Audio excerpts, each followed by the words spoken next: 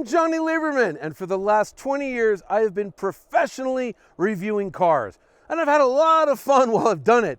In fact, a lot of people say to me, man, you have the best job in the world. But here's the thing. That means for 2 decades, I've been writing and recording stuff for other people. And I figured, hey man, it's high time I started my own channel. So, welcome to the first episode of Driving with Jonny. And for our first episode, I have selected a very specific car. This is the 992.2 2025 Porsche 911 Carrera 4 GTS T-Hybrid. That's the name. We're just going to call it the GTS.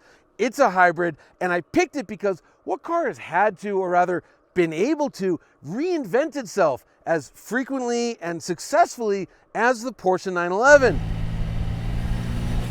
The 911 has become all things to every car enthusiast. Think about the timeline. In 1964, 901 comes out. It's got wood trim and makes no horsepower. Less than a decade later, you have the 2.7 RS. Then comes the spaceship, Porsche 959. Then you got like the GT1, and then today's monsters, GT3 RS, the GT2 RS, and now we have the GTS, the first production hybrid 911. The question isn't, should they have done it? Is it too many iterations of the 911? No, the question is the Porsche GTS any good? I can think of one real fun, real specific way to find out.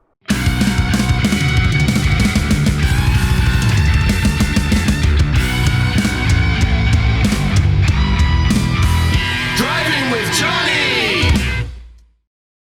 Before we get to how it drives, spoiler alert, it's a Porsche 911, let's take a gander at how it looks. There's an old saying that the hardest job in car design is being the Porsche 911 designer. I'm not sure if it's the hardest or the easiest, but the thing is, every 911 has to look like a Porsche 911. And, well, this one clearly does, so we can skip over the iconic shape. But I'll point out a few things that I think are pretty cool. These shutters, and I'm telling you, I know that these shutters are, probably the most controversial part of the GTS's design. They don't look great in photos. I don't think they look so hot in video, but I'm looking at them right now with my own eyes, and man, they look cool. It's like a bunch of teeth crammed up in the mouth. The grills are very functional, and so it'll close down for like launch or something like that. But then when the car needs to cool, they open up, and they actually send air everywhere. Each one kind of creates its own channel. And so some air goes to the front brake, some air goes to the rear brake, some air goes to the battery, some air goes to the engine. The one thing I don't like is this. This is like a camera and a radar cruise unit thing. And I don't know, I mean, it's better than the Ferrari Roma solution, but it just looks like a big Lego piece that's been tacked on. It's just not the most elegant design I've ever seen. Because of the grille shutters, the fog lights are now up in the headlights. And I mean, those are some busy looking headlights, but it looks pretty cool. I don't know. Not much to see on the side of the car. It just looks like a 911. I think these wheels are awesome. Do you want center lock wheels on your street car? I don't know, but they look great. Back here, it's a simplified rear end. It's more round. Looks maybe a little plumper. It's just getting so busy back there. Like, first of all, it's a Porsche? I had no idea. I will say in black, though, it kind of is hidden a little bit, and that looks kind of cool. But 911 Carrera 4 GTS. Like, get the dental floss, scrape that off. Like, it's just too much. Kind of like that radar cruise thing, the lower bumper and the tailpipes looked a little tacked on, but it's not the end of the world. Most importantly, it's just Guards Red 911, baby.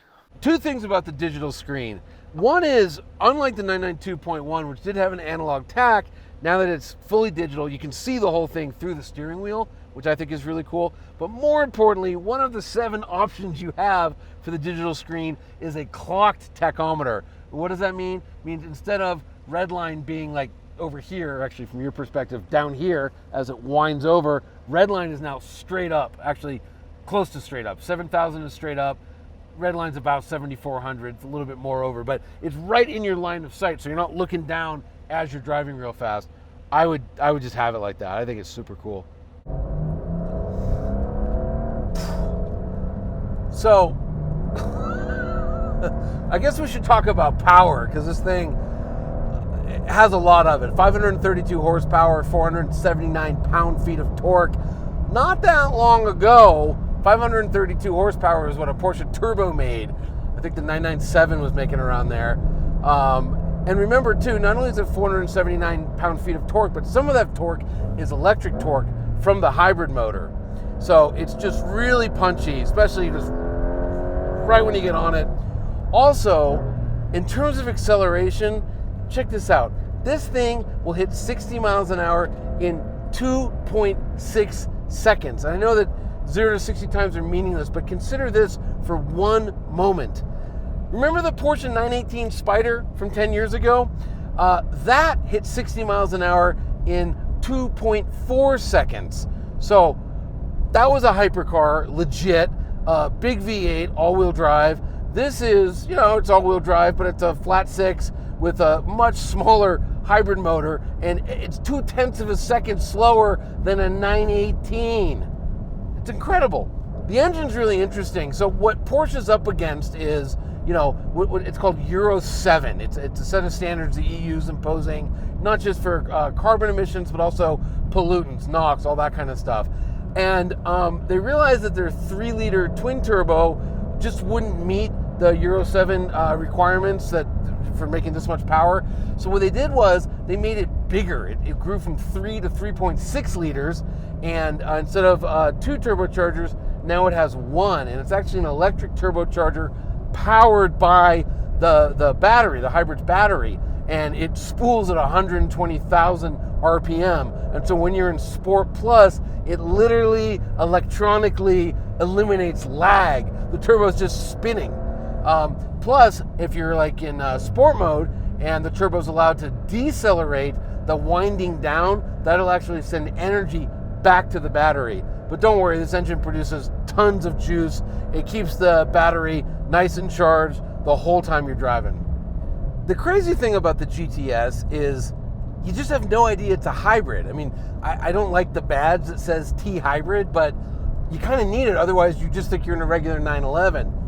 Porsche, they could have gone a bunch of ways. In fact, when they were laying out the 992.1, their intent was to make that thing a hybrid. And they just couldn't decide, do we do a plug-in hybrid? Do we do like a big Prius-y type thing that's focused on efficiency? Or do we do some sort of performance hybrid?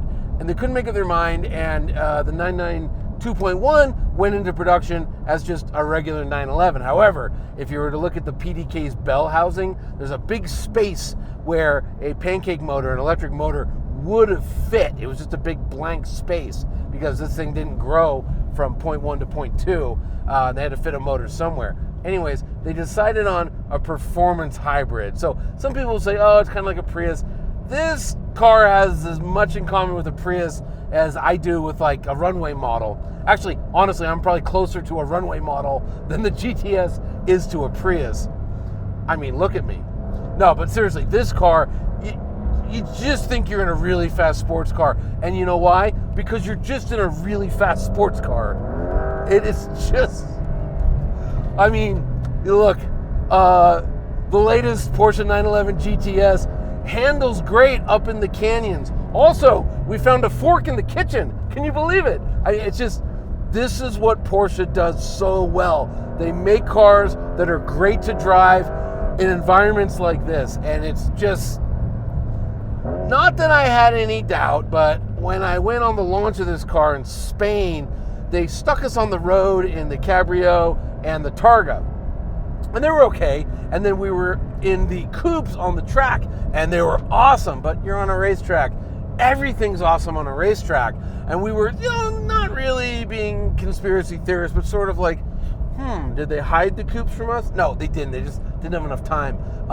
The coupe up here absolutely excels. I would like to try the rear-wheel drive version. All-wheel drive, obviously, you're putting more weight on the front, more weight on the turning wheels. I'd love to try just the pureness, if you can call a performance hybrid pure, the pureness of the rear-wheel drive model.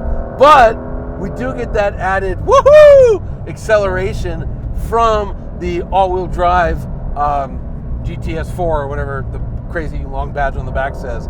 But like, it's just such a good car to drive.